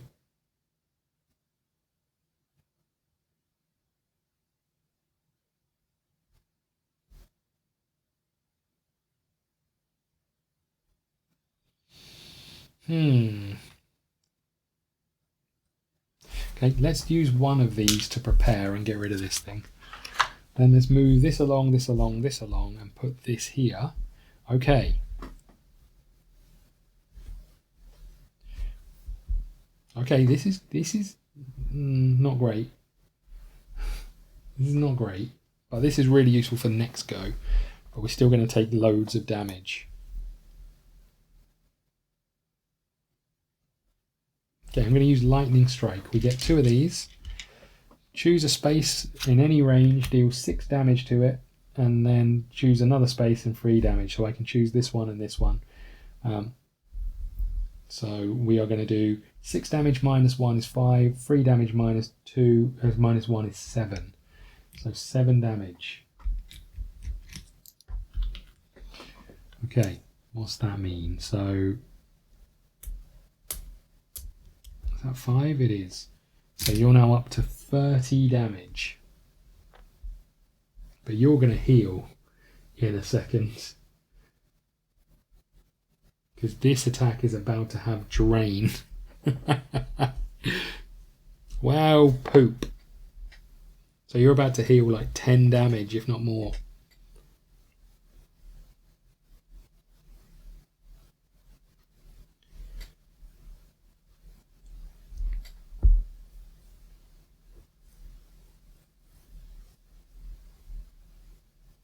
Okay, I can't do anything, so we just take what's coming our way.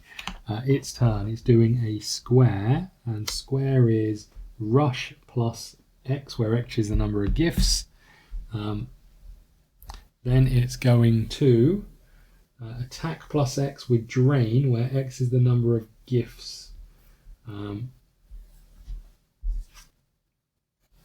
Let's just check drain, but I'm pretty sure drain is for all of the damage you do, heal for that much damage. I'm pretty sure that's the... Okay, I'm clutching at straws. Drain. Attacks and effects deal magical damage with drain. Heal your Mistling by the value of the final damage done to the opponent. However, you may not heal that exceeds your opponent's health. What? However, you may not heal damage that exceeds the opponent's health. For example, drain 3, drain your opponent has 1 left. Oh, okay, I see. So it's going to hit us and drain for a butt ton. Right. So he's attacking for 6 plus the number of gifts, that's 4. He's healing 10. And we're taking it. Good. We're up to 29.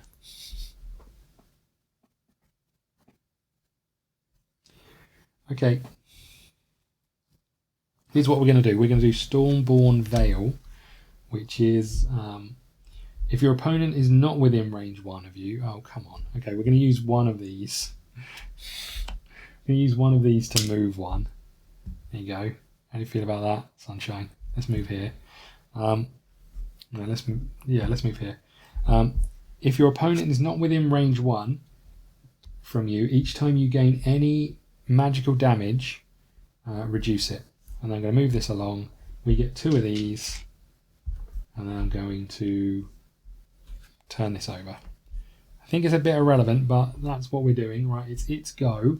It's going to put this here, and do a triangle. A triangle is, if the new Skitterpore has at least 4 gifts, rush plus 1 and attack.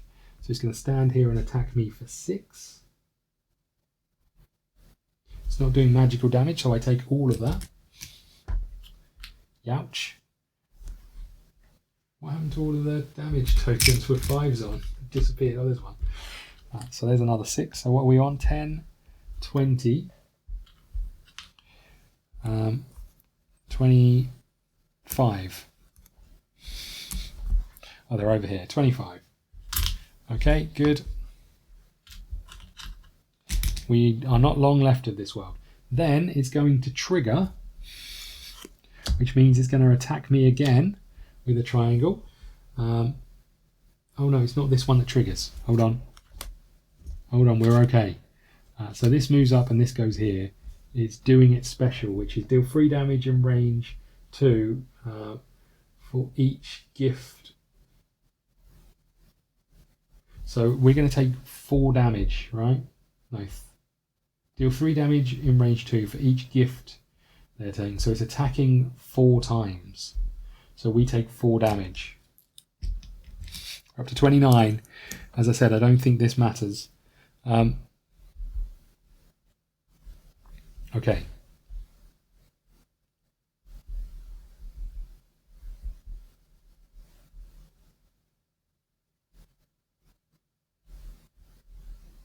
Doing triangle, which is it's just going to hit us again. We can't get out of here. It doesn't matter.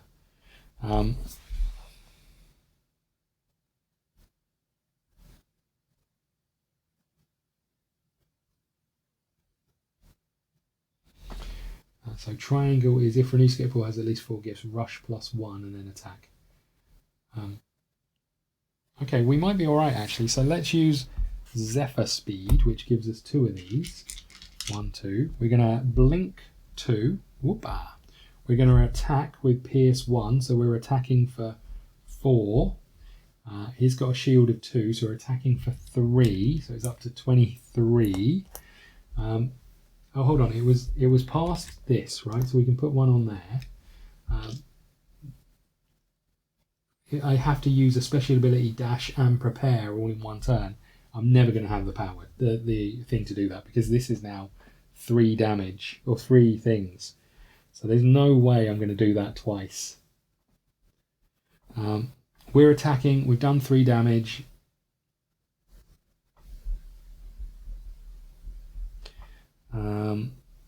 Then I'm going to spend 5 of these. Oh no, I get to blink again. Whoopah. I'm going to spend 5 of these to see what is under this thing. If it's something good, I can use it. Hold on, it is fatigue. That just sums up everything that's happened here today. Fatigue. Gain 2 damage, discard up to 2 cards, draw that many, remove this from play. You know what? I'm actually going to do it. I'm actually going to take the damage. So 1, 2. So we're up to 30 damage. This is us going out in a whimper. 30 damage. Then we get to discard 2 cards. I'm going to get rid of these 2. And then I'm going to redraw. So 1, 2, and 3. Okay, it's go. It's doing a triangle. Which, oh, hold on. I'm going to spend 1 to move again. I'm going to move here. It's doing a triangle, which is if the renewed Skitterpore has at least 4 gifts, rush +1. So it's going to move 2 and stand there. And then attack. We're not in range, so that's all good.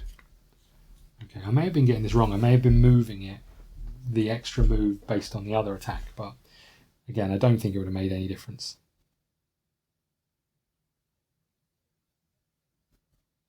And it's going to do the same thing again, so it's going to move 2. So if I was here, it's still going to get to us.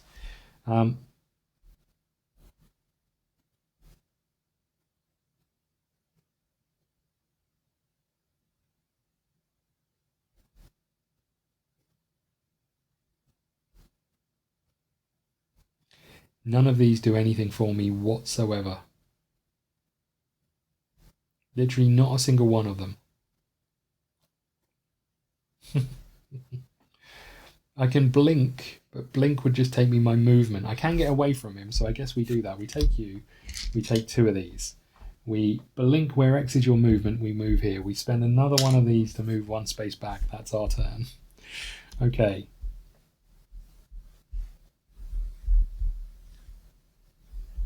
its go. It is doing a triangle, which is if the new Skitterpore has at least 4 gifts, rush +1, 1, 2, and then attacking. That's it for his turn. It's back to us. It's doing a square next, which is drain for 10 damage.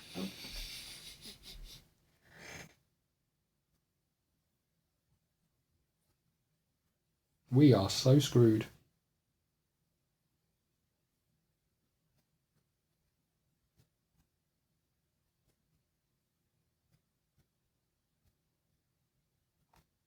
Okay, I'm going to use one of these to get rid of this. Move these along and hope something good comes out.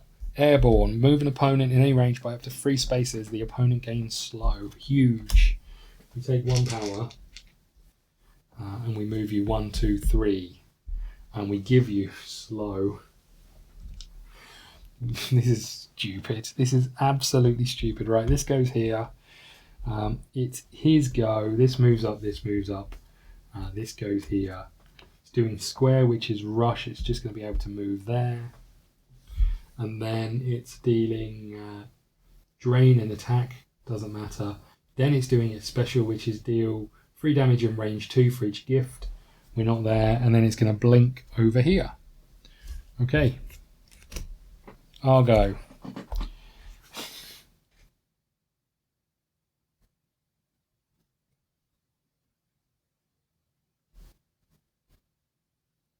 He's doing circle nets. He's moving opponent 1 space forward for each gift. And then deal slow and then trigger. We're just delaying the inevitable. It's such a waste of everyone's time. I'm so sorry. Okay.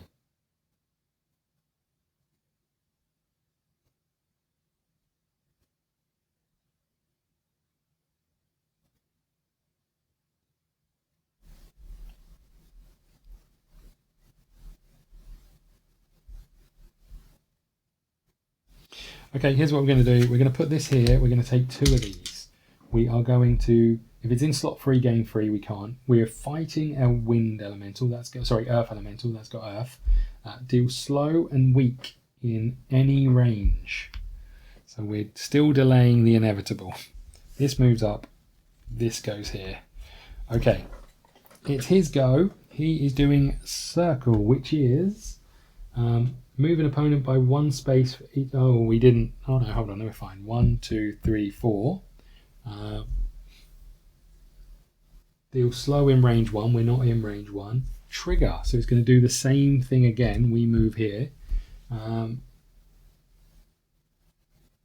Deal slow in range 1. Okay, we take a slow. Now we're screwed. And this goes here. And then we gain a fatigue. It goes on top of our deck. And we are now slow. And then on its turn, it is going to do a triangle, which is Russian attack. Not a Russian attack. Okay.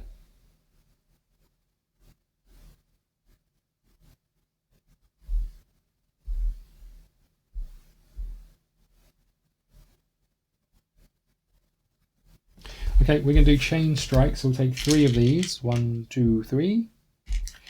Cleanse 1. We don't need to. Attack with pierce 3. If you don't move this turn, trigger. So we're going to attack for 4 damage. 1, 2, 3, 4. So that's up to 26. I feel like we've been here a long time ago. Okay. And our trigger is going to be something that isn't useful.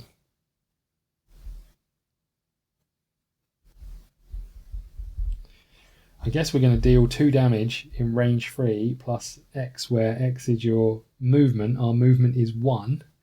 We are going to do 3 damage to it. This trigger was pointless. And then it's got a shield for 1, so we're going to do 2 damage to it. It's up to 28. Look at us go. Just need another 20 damage. Then we're going to spend 5 of these, 1, 2, 3, 4, 5, to try this again. Oh no, we know what's there. There's no point doing it because we know this is a fatigue. Okay, let's put this here. Let's put this here. Okay. It's go. It is going to kill us. There's no other way of putting this. This is about to kill us. Right, this goes up here, this goes here. It's doing a triangle. Triangle is if it has 4 gifts, rush and attack. It doesn't need to rush. It's going to attack us for 6 damage. We cannot block any of it. 5, 6. Then it is going to do its special. And its special is deal 2 damage for each gift the renewed Skitterpaw has. That's a lot of damage. We're on 4 hit points from our total health. And we take 10, 12. We are dead. We fall over as well. Okay, otherwise go to script R64. If you don't have secret 104, go to R65. We do have secret 104. It's our boy Grim.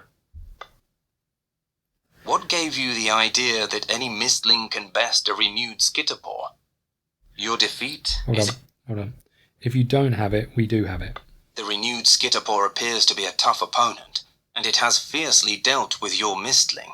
The poor, battered creature cowers behind your back, and the renewed Skitterpaw approaches you triumphantly, gloating over its victory. You make eye contact with Grim, who is hiding behind a nearby rock. Ask Grim to distract the renewed Skitterpaw requires Harlequin 6. We do have it. Do not endanger Grim. We can't. Go to script R65. What gave you the idea that any mistling can best a renewed Skitterpaw? Your defeat is ignominious, and you have no choice but to flee. Each mistling that took part in the combat heals down to half their damage. Congratulations, you'll reach the end of the scenario. I don't know if congratulations are in order. X7. The clash is violent, and you watch the event unfold with your heart pounding. Finally, the renewed Skitterpaw appears too strong for your mistling. Seeing that the situation is getting out of hand, you intervene yourself to protect your mistling. The renewed Skitterpaw doesn't show you any respect and launches one ferocious attack after another. You suffer a few injuries but manage to save the mistling. Together, you flee toward the portal. If you have the closure part 1 status, I think we do, yes. Is this met? Yes. You have lost to the Skitterpaw, but you have done what you came here for. The Bright Pinnacle is disabled, and the passage between your reality and the Shadow Realm is closed forever. As the light fades and the portal shrinks, you feel your mission has come to an end. If you have secret 104, we do. I need to talk to you about the Eye of the Pinnacle, Grim says, unexpectedly. You open your eyes wide, and he declares, This is an inherent piece of the Shadow Realm, our birthright, one of the sources of light my people will unquestionably need. Please, give it back to me. There is no time for such disputes now. After all, you have lost to the renewed Skitterpaw, and the Mistling may start the chase any second. You have a good mind to hand the artifact over to Grim, but you are stuck by second thoughts. Is it really a good idea to leave the Eye of the Pinnacle in the Shadow Realm? What if the story repeats itself? No, Grim exclaims. You need not worry. I will take good care of it.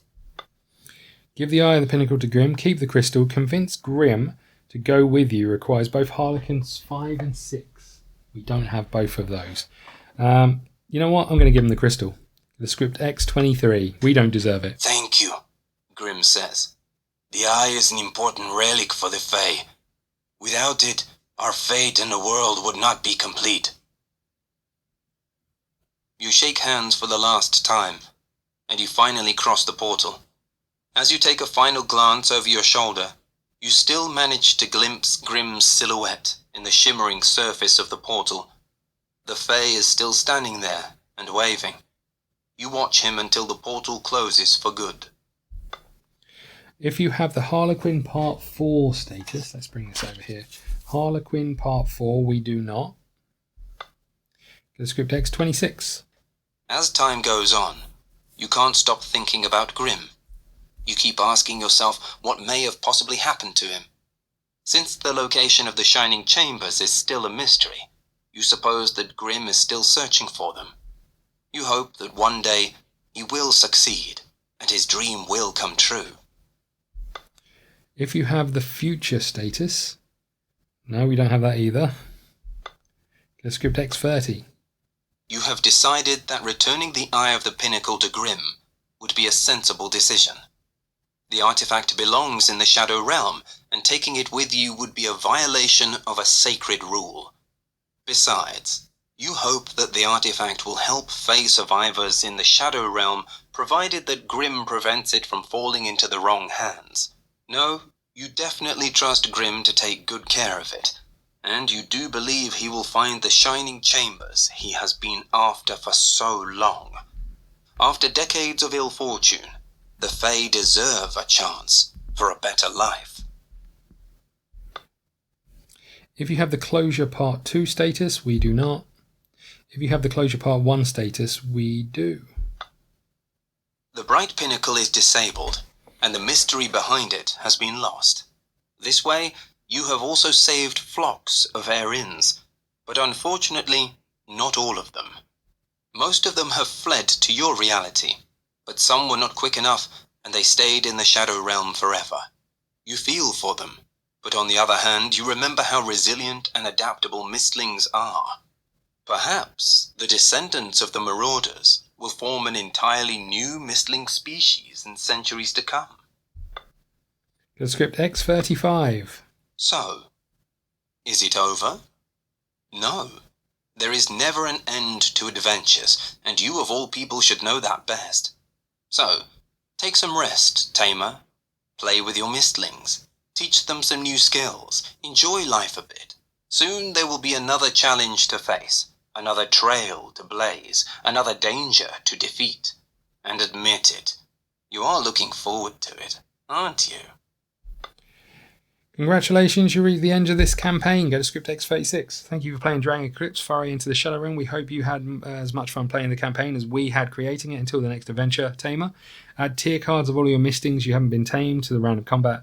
Open all boosters. If you want to complete the Mistling Encyclopedia, you may add any remaining tier cards from this expansion to the tier deck of the game. Then use script Z12 from the base game adventure journal to set up random combats. Let's just go back then to Z12 in the campaign. I just want to read what it says. The way to Kaerberg, snakes among hills. Yeah. Z12, right? Z12.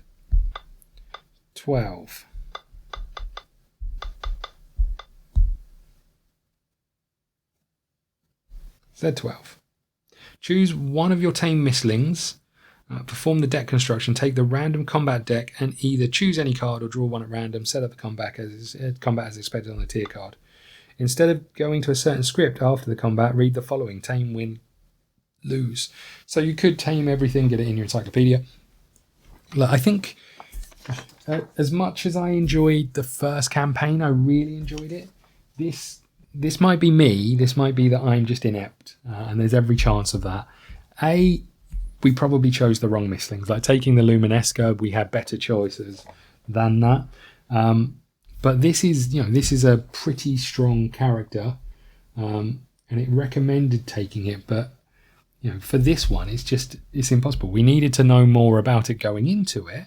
But that middle mission really seemed a bit weird. There really seemed to be something off about it. And again, I don't know if it was just me and maybe I kind of shot myself in the foot by reducing or giving myself fatigue when I should have just been ignoring that timer marker. But yeah, something felt off about this.